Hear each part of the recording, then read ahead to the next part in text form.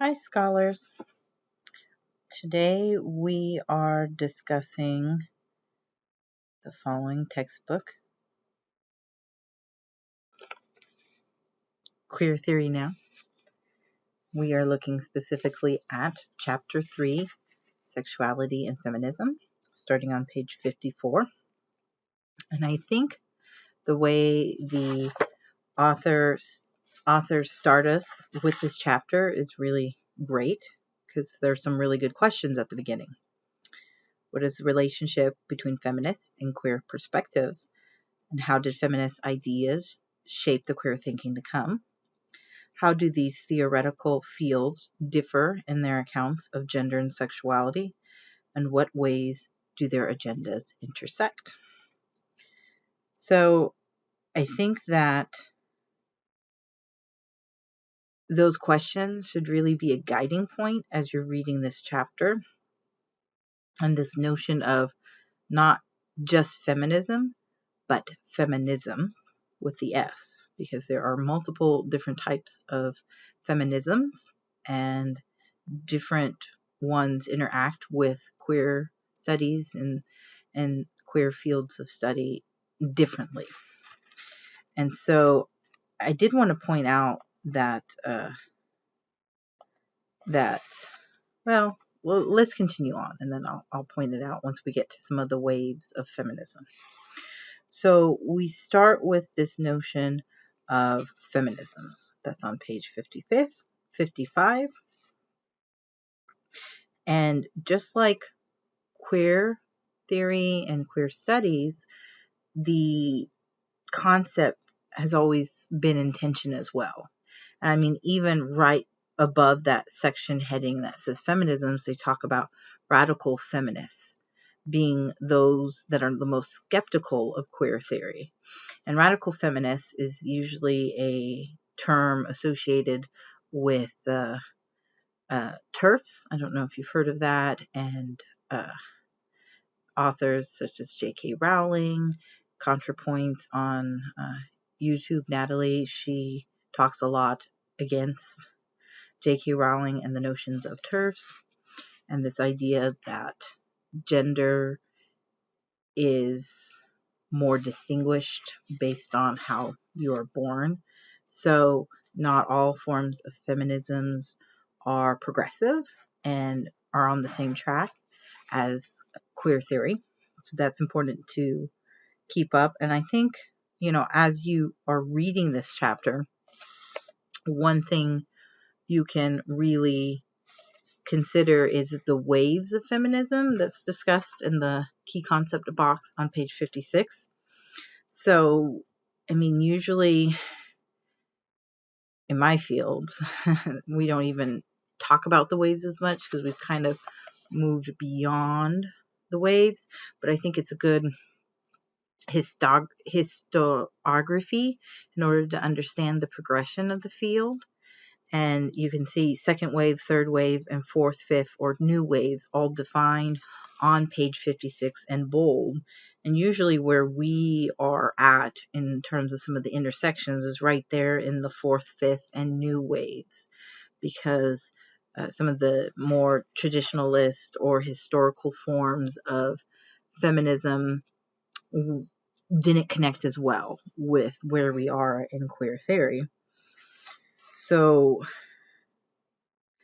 and I think that quote and what I'm trying to get at is best expressed at the top of page 57.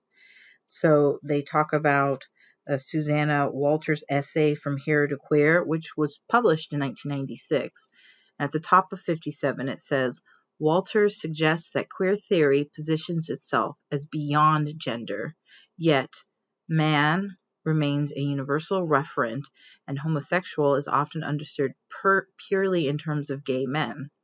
As such, while queer theory may claim to denaturalize identity categories, it also risks ignoring the specificities of women's experiences.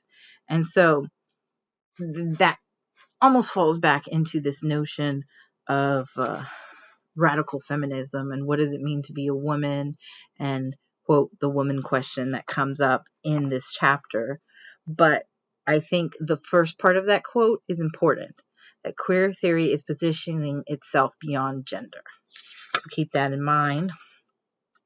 As you're reading on, they referenced a little bit about the sex-gender distinction that we already talked about from chapter 1. It's on page 58. And they talk about some pretty influential texts, such as the Feminine Mystique, the Dialectic of Sex, and then another very more traditionalist way of thinking of feminism in terms of the history of feminist thought beyond the waves. And so that's discussed on page 60, which is liberal feminist thought, socialist feminist thought, Marxist feminist thought, and radical feminist thought. And the textbook does a really good job of delineating those specificities on page 61 and the differences between them all. So more gendered centered, and then class centered, and then race centered. And I do think that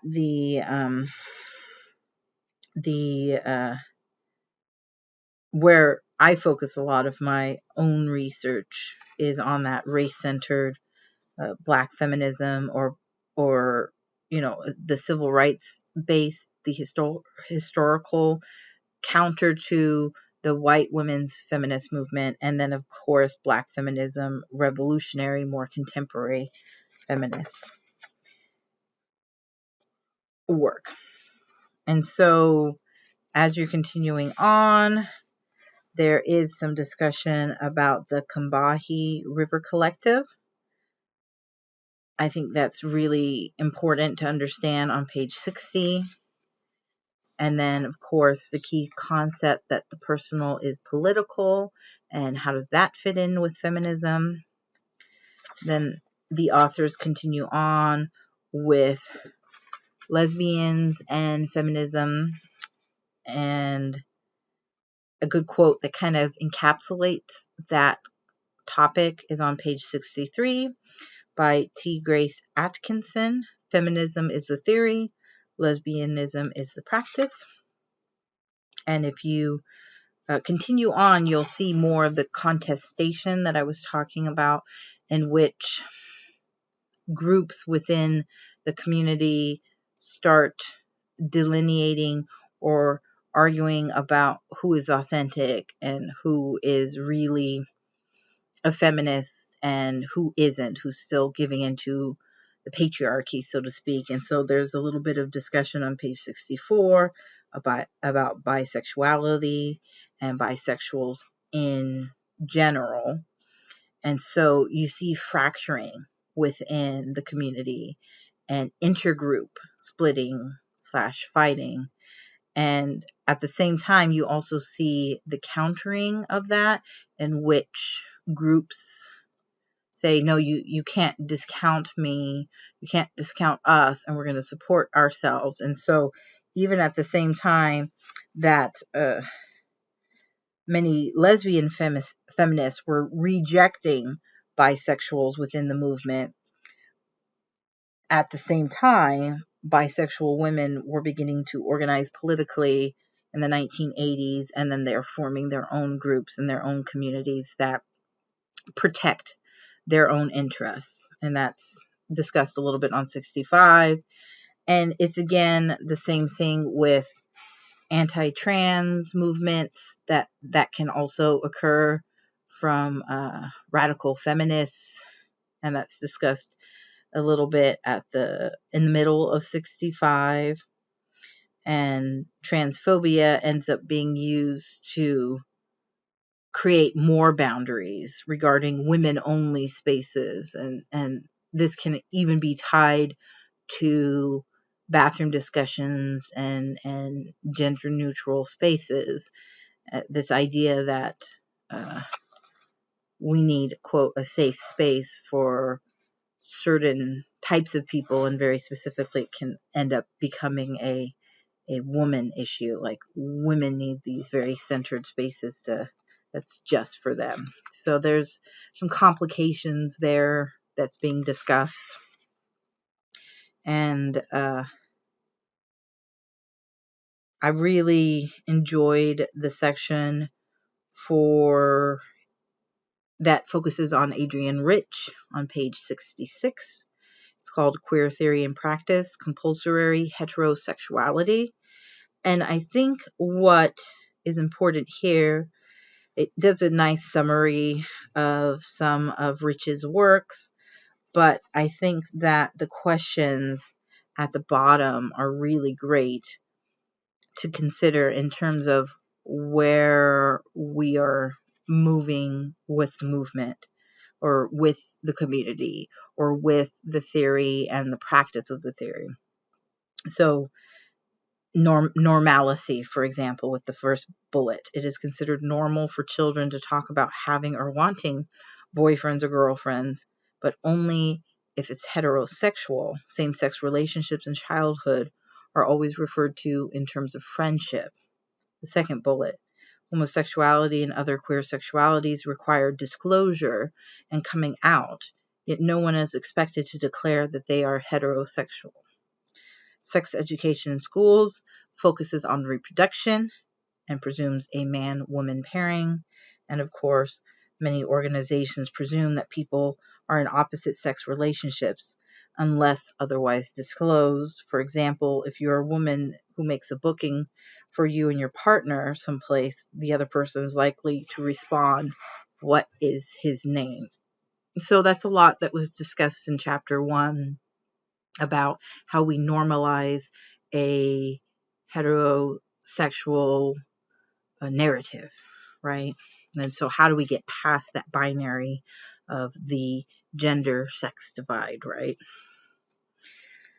So the Combahee River Collective and Barbara Smith is really talked about very well on page 67 with the politics of difference. And I mean, this is a lot of the intersections I do within my own fields of ethnic studies. I suggest you read that section pretty closely. Again, on page 71, we get into bell hooks. We get into third world women, Cherie Moraga's writings, and then Gloria E. Anzaldua's Borderlands La Frontera, reflecting very much on Chicana lesbian identity and the ideas of actually very much a borderless kind of identity in the end, like a mestiza consciousness. And if you haven't read that book, it's just so important in terms of understanding the newer waves of feminism in which women of color specifically are bringing issues that are very much related to intersectional states of being, so intersectionality. And so intersectional feminism is discussed on page 72, with, of course, Kimberly Crenshaw being the forefront individual who brings this up. And specifically, she brings it up regarding a case that she was working on. She's a lawyer, where she's told by a judge that a black woman cannot appeal in the court system to a sex discrimination law at the same time as a race discrimination law. It would have to be one or the other. And because in the particular case that the judge was looking at, the judge was saying, well, black men weren't discriminated against, so it can't be a race issue. However, she complicates this all with getting over this idea of a single axis framework. So there's something about being a black woman that was different in this court case and in this situation. So she brings that to light. And the multiple axis centered approach and intersectional feminism in general is really discussed well at the top of page 73 in the table 3.2. So the end of this chapter talks a lot about pornography, kind of an anti-pornography movement that occurs within feminism in the 1970s. and radical feminists specifically talking about how there's a quote in the middle of page 75 that pornography is the theory, rape is the practice. And what a practice, the violation of an individual woman, is the metaphor for man's forcing himself on whole nations, on non-human creatures, and on the planet itself. So there's this move that, and it's very much talked about by feminist scholar Dworkin, and there's this idea that pornography is really bad, and it actually aligns with a very conservative approach to life and to censorship.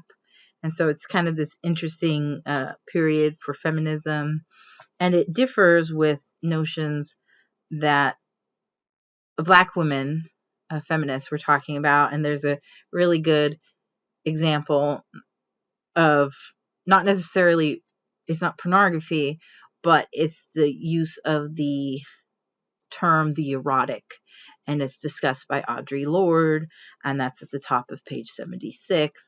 And so for a lot of female, or a lot of feminists that are women of color feminists, the erotic, sensuality, sexuality, the body, these are all empowering attributes or empowerment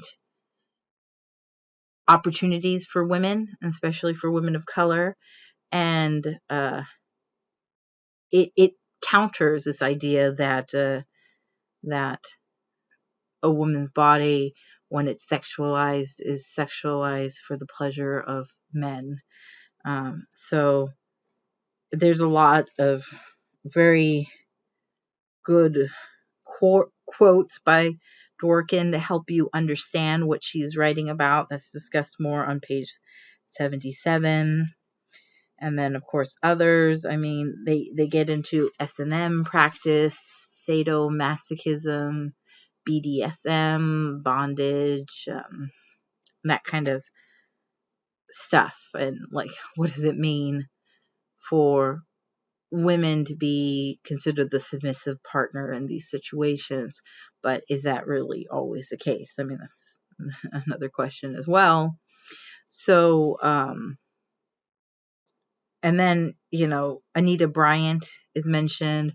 ContraPoints did a very good video in which she talked about Anita Bryant's Christian right-wing family values, very anti-gay activist work that she did. And that's on page 79. So the way we speak about things really can be impactful and can really get people moving towards a certain part of the spectrum in terms of, are we moving past gender? Are we continuing a binary? Are we privileging male spaces still over female spaces? Like, what does this all mean, right? And so they talk a lot about the quote sex wars here, and that was starting on page 79, and it's kind of where we end really with the chapter. I mean, I pointed out that there was some really good questions asked on page 82, at the top of 82. One, how do women get sexual pleasure in patriarchy, given that if women venture outside of restrictive limits from the patriarchy, they are punished? What is the relationship between the political, economic, and social structure of one's sexuality? Does the identity of femininity cut across one's choice of object, sexual preference, and specific behavior? And I mean, there's movements as well to support those that enter fields of sex work and pornography, and why is that demonized, or why are women treated differently for being in that field? And it's kind of a interesting discussion, because it just depends on where you're at and who you're speaking with, and stories for how someone gets involved in a certain type of labor or a certain type of pastime. So I think really, this split in terms of what we were talking about before with binaries, right? It's really discussed well at the top of page 84 with a table 3.3. It's Rubin's sex hierarchy outlined in From Thinking Sex, and it shows culturally accepted or valued sex practices on the left-hand side of the table, and then on the right-hand side of the table, it shows the unacceptable or those kinds of sex practices that we demonize. And of course, in there, pornography is in there, S&M is in there, anything that is for money is in there, casualness of sexual relationships over getting married and procreating. So I think that's a kind of good reminder about how dangerous creating binaries can be. And one section is labeled good and the other section is labeled evil. And so it ends with this idea of what did all of this, the sex wars, have? Like, what's the influence on queer theory? And there's a good quote from Elisa Glick at the bottom. She reframes queer theory to ask, is S&M subversive or genderfuck? And while these two questions differ in terms of their mode of address, collective versus individual, and stake, politics of feminism versus a resistance to heteronorms, both questions seek to understand what kind of sex counts as progressive. I think that's kind of interesting there. And again, I mean, there's some really good changes going on within queer theory and queering third wave or fourth waves or new waves, right? And that's talked about on page 87. So responding to critiques of the woman category and taking on a more intersectional feminist perspective, adopting postmodern techniques and understanding truth as being multiple, as being multiplicity. And then rejecting the grand narratives of feminism, and particularly those around sex and sexuality that emerged during the sex wars. So expanding where we are today, so to speak. So, and I think a good example of that is right at the bottom of that page on 87, the queer theory in practice, the reclaiming of the term slut. And quote, the politics of slut walk. And this happened in Canada in 2011, in which a police officer blamed a woman for dressing, quote, slutty, and that, or at least that if we don't want to be assaulted as women, we shouldn't, quote, dress slutty. And there was a big outrage, not only in Canada, but across the US to reclaim this idea of, quote, sluttiness and what does it mean. And, not everyone, of course, adopted it, but it's that power that we have in reclaiming terms, in adapting a movement or adapting a theory and a theory into practice to be more inclusive. And I really think that, the end statement for this chapter on page 89, we might think about ways to make our feminism queer and our queer theory more feminist, is a great way to end this chapter and this notion of, synthesizing two fields that influence each other and that can actually become something even greater from interactions with each other and collaborations with each other. So if you have any questions after reading that chapter, please reach out to me via Insight.